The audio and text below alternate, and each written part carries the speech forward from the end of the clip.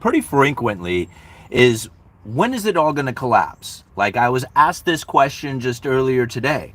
And so I looked at the gentleman and he says to me, when do you think it's all going to collapse? When is it all going to come apart?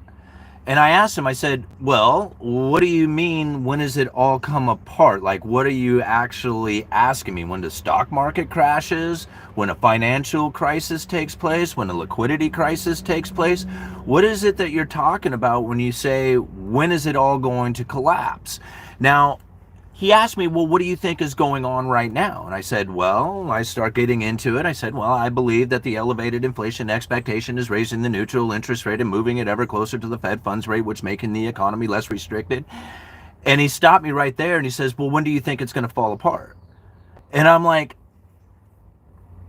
are you just begging for the failure to take place? Is that what's going on here? Because here I was trying to explain what it is that's taken place so that you have a better idea on how it is that the stock market is doing so well and why it is that the Federal Reserve is holding back on their interest rate cuts.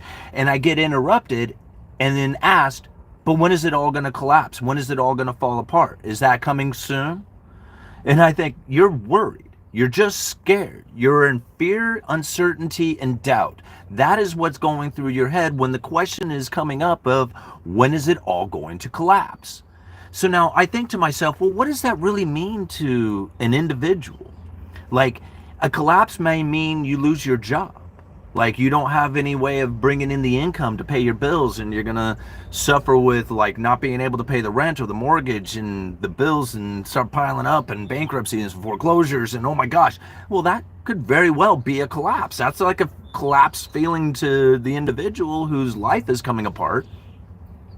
But is it really a collapse to the individual who may have positioned themselves to deal with a problem of real estate coming apart and failing and not being able to get the loans and not being able to find a job? And they have positioned themselves to say, hey, I can weather the storm for a few months or maybe even years.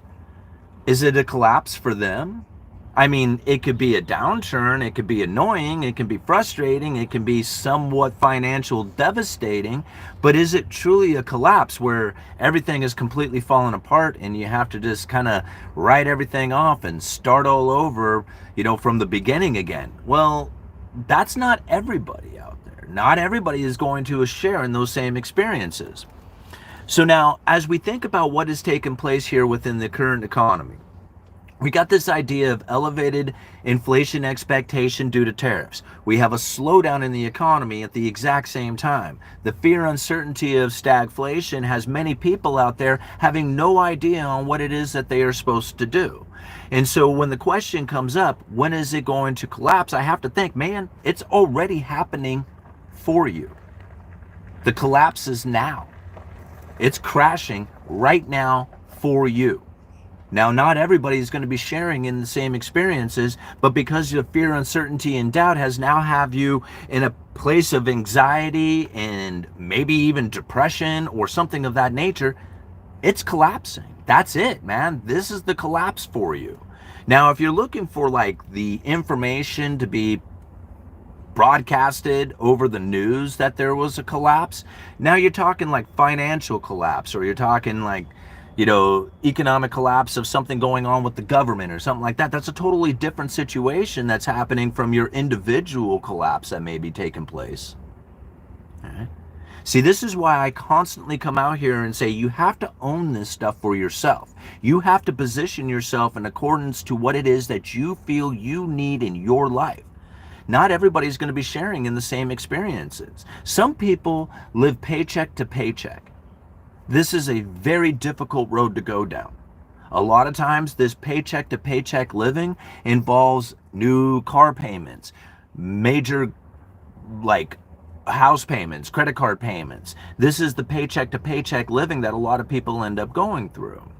Well, if you're not living paycheck to paycheck and you live in a sense that I can then cut back on a lot of my income and still be able to maintain this standard of living, when you start facing economic downturn, the pain that you experience is far less than the individual out there who is living paycheck to paycheck.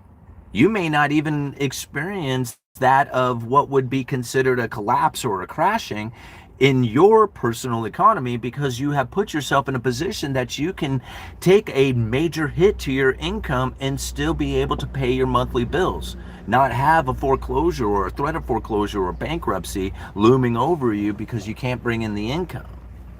Totally different situations that everybody is going to be facing. And so when I think about what it is that the administration could possibly do out there, I really think there's nothing that they can do for the individual person. Because lowering interest rates like Donald Trump was suggesting really only benefits a small group of people. Everybody else who takes out low interest rate debt and they're not using it productively ends up suffering the consequences of being a debt slave. Like, you ultimately have to work into the future to pay back your consumption that you have done on credit. This isn't a good thing. Now, I understand that if you are going to look at the numbers and you're going to look at tax revenues or something of that nature, inflation and causing consumption through lowering of interest rates to spark that encouragement to get people out there to spend the money might look good and feel good at the time of the expansion of the credit and consumption that is happening out there. But just like any debt road, you have to pay the consequences of cutting back on your expenses so that you can pay the interest rate. Ultimately, you're postponing current consumption to pay, or uh, postponing current consumption to pay for past consumption. That's ultimately what comes down the debt road. And once you have faced it where you're like, man, I am going to have to deal with the fact that we are in debt, the pain that you experience from that is quite extreme. People hate it.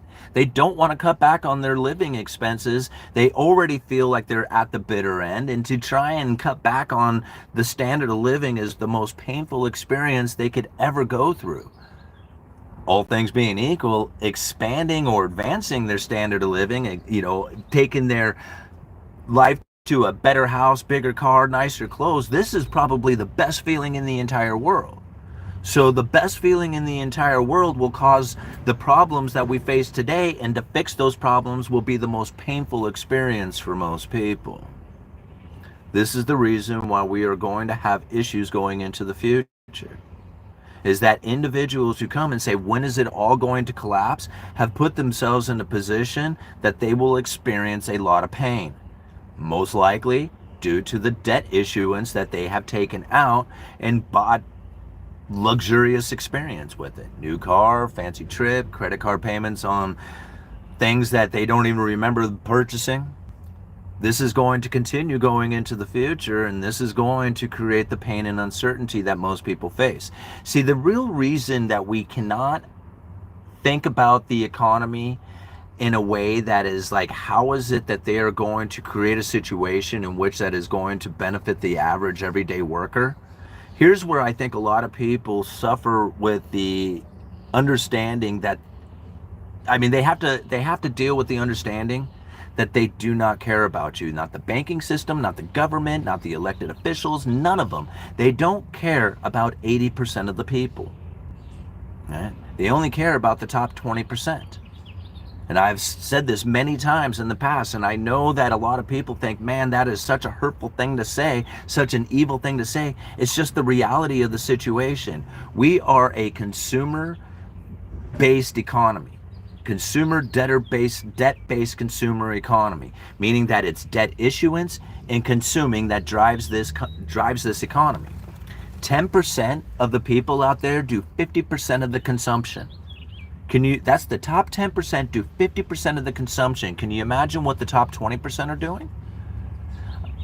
I don't know. I couldn't find exactly how much the top 20% of the people are consuming, but I'm guessing it's probably around 70 to 75%.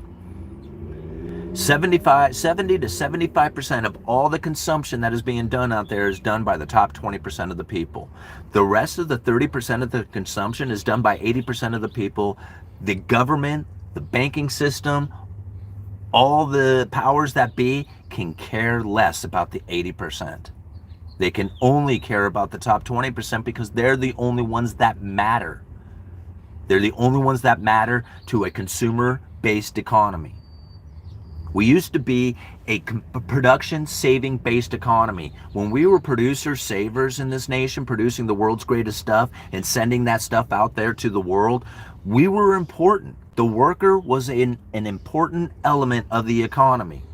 Without us, they would not be able to create the production that we distributed out there to the world, and the world was sending us their money.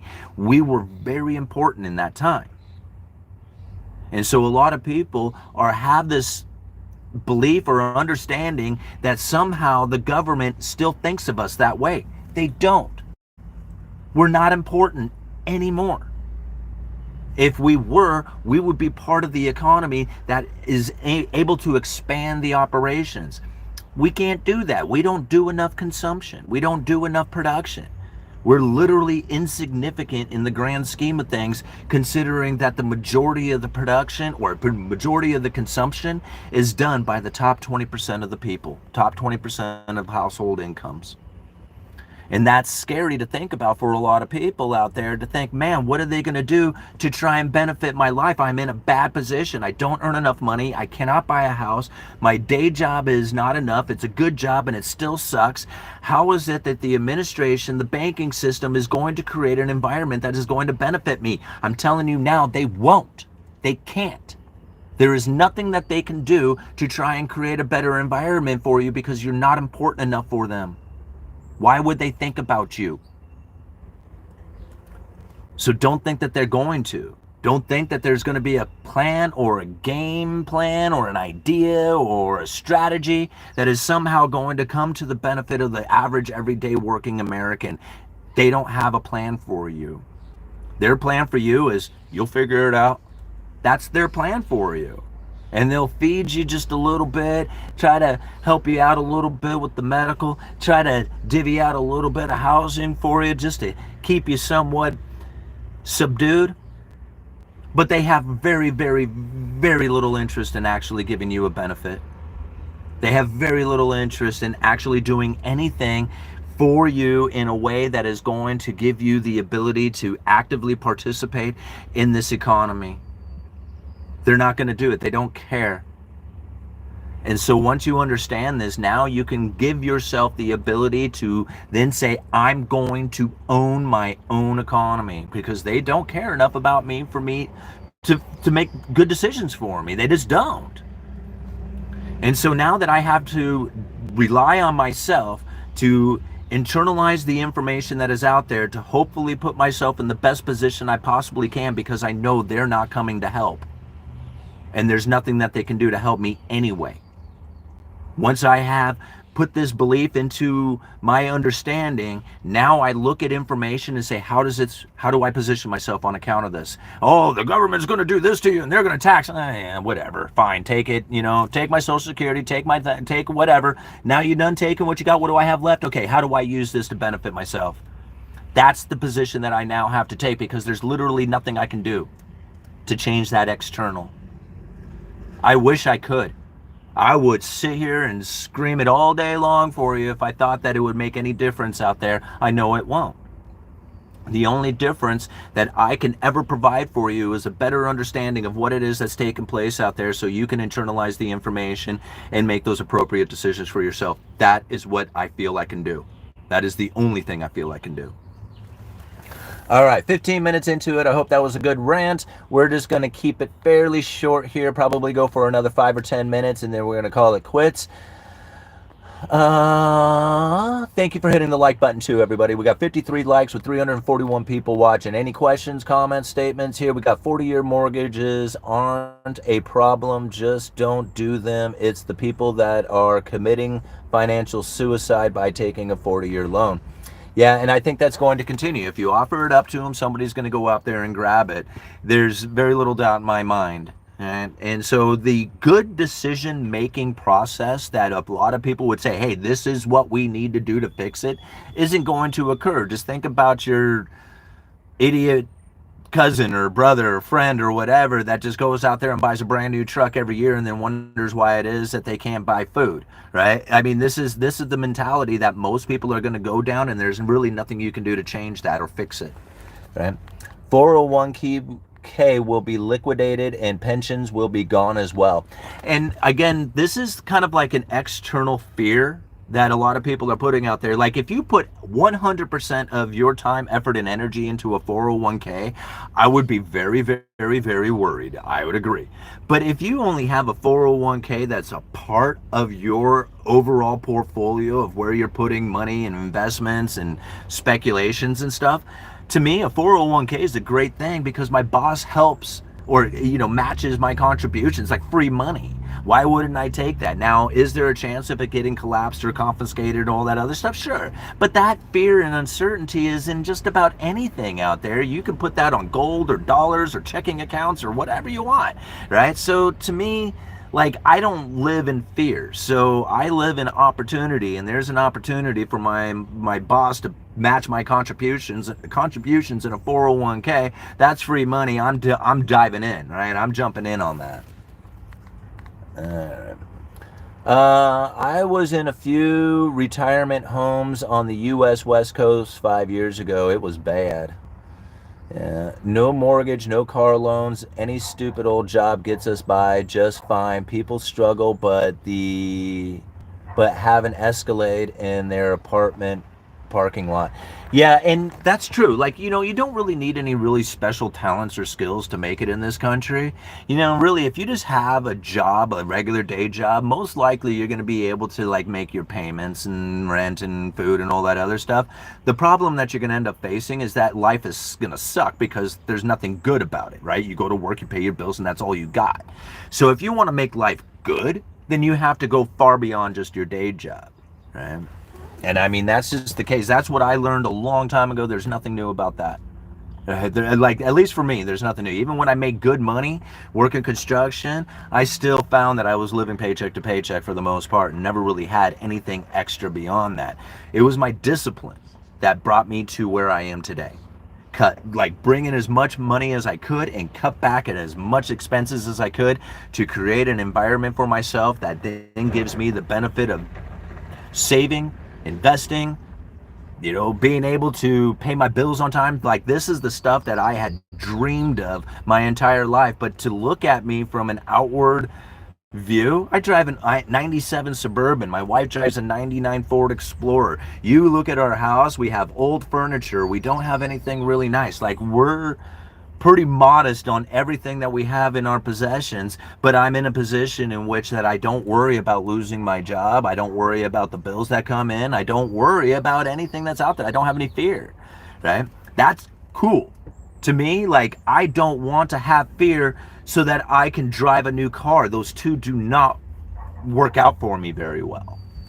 I would rather look as cool as I do in this 97 Suburban with no payments, paying low insurance on it. Like, to me, this is heaven. This is where I want to be. All right, Simon, you should film your next play and post it. Walrus, I totally would, but there's copyright issues that come from it because,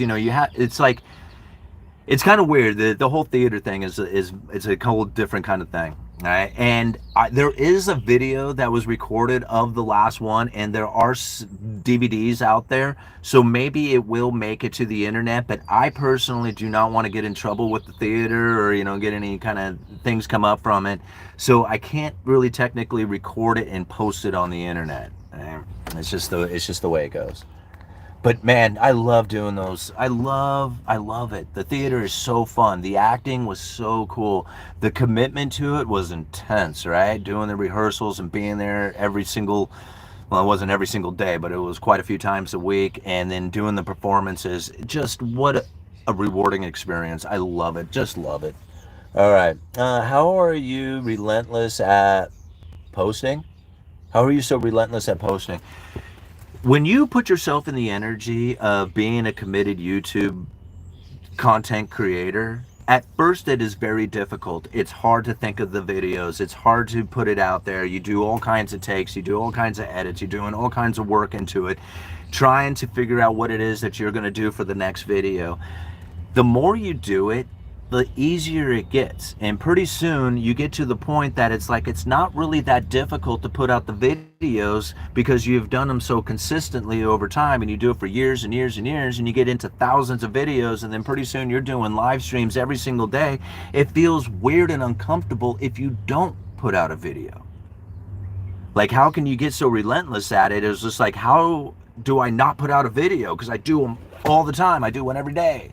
Right? So to me, putting out the video is the easy part. It's not putting out a video that became the hard part. Right? To say, no, just chill out today. Don't do anything. Be with the family. Just forget about the economy and all the, things that are going on. Just give up on the internet for a while.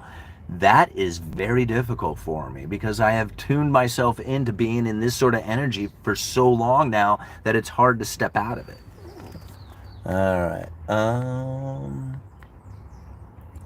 Let's see here. Wonder if I'm the only non-U.S. citizen here. Chinese expat living in Washington. Love your theory about how the Fed uses communication to manipulate the neutral interest rate.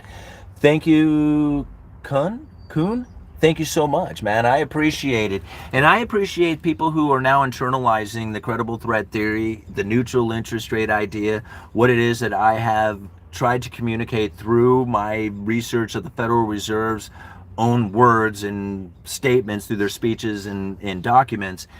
Not a lot of people are sharing the idea like I am, right? The idea that they had this in plan, this motion in plan for over 20 years to try and raise the neutral interest rate to regain some of their ammunition when the federal funds rate hit the lower bound of zero.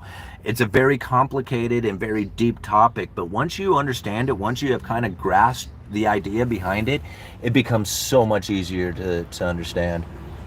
Thank you, Kuhn. I really appreciate that $1.99, man. That's very cool of you.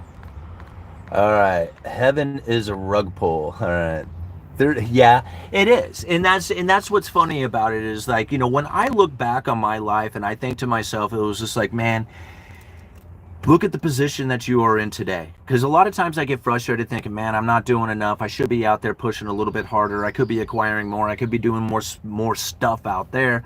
And I think to myself, man, you were in a really good position considering where you once were. Like, it's night and day different. Could I be driving new cars, have, $1 million sitting in a bank account with all the money in the world to blow out there on whatever I wanted to buy? Sure, right? There's the possibilities of something out there that's even grander, more than I have. But I look at what it is that I have and I think to myself, man, this is so rad. This is so awesome. I am absolutely thrilled with the fact that I'm not in the gutter, alcoholic, broke, all that other stuff. Like, I'm so thankful for the position that I'm now holding. Like, I don't know, like, people say, oh, dude, it could be better. It could be so much better. I'm like, I guess so. Yeah, I probably could. But, man, this is so awesome. Like, people talk about how bad it is out there. And I'm thinking, I guess so. Yeah, like, it could be pretty bad. I mean, it could be better. It could be all that other stuff. But I think, man, it was really, really, really, really bad for me at one point. My economy sucked. It's not so bad now. Right? Not so bad today.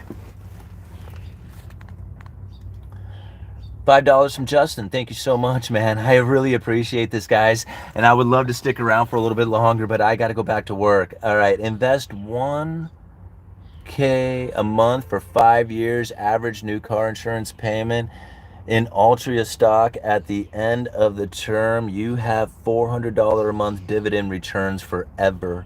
Yeah, and see, now that's just the thing. Like, you put yourself in a position in which that you are getting a return on your investment. A $400 a month payment doesn't seem like much, but really when you think about how it is that you can just sit back and earn $100 a week from just literally being in a position from putting your money right there, right? You do this your entire life where you find places that you can put your money that's going to have a return back to you. Dividend payments, rental incomes, bond, government bonds or whatever. There's so many places out there that can give you a return on that capital. that is beyond that of your occupation, if you were to put yourself in a position throughout your entire life to then, take advantage of that, most people would not be complaining. They would not be looking at their life going, man, this sucks. The government needs to do something about it. I'm in a horrible place. Right? See, the idea behind being a capitalist is an evil thing is literally what's holding you down from a successful life, from a happy and, stress-free life. Capitalism is the way to go. It's the only way to go. Right? And people who deny it are literally going to punish themselves in the future for it. I would love to keep sticking around, guys. We got 411 people watching with 99 likes. Thank you so much for hitting that like button. By hitting that thumbs up, the YouTube algorithm will grab this video and spread it around for more people to join in and have a conversation of this manner. Thank you so much for the super chats. You guys are always so generous with the super chats, and I cannot thank you enough for supporting the Uneducated Economist with your efforts in the monetary contributions that you have given to the channel. It's just like, I can't thank you guys enough for it. So you've completely changed my life and given me a whole different outlook on what it is that I'm going to be doing with everything I got going on, especially that of the support from my family. Like, that's really what the biggest thing for me is like, I didn't know if I was ever going to be able to give them a decent life, and I feel now I can, and it's because of you guys. So thank you, Uneducated Economist. You let me know.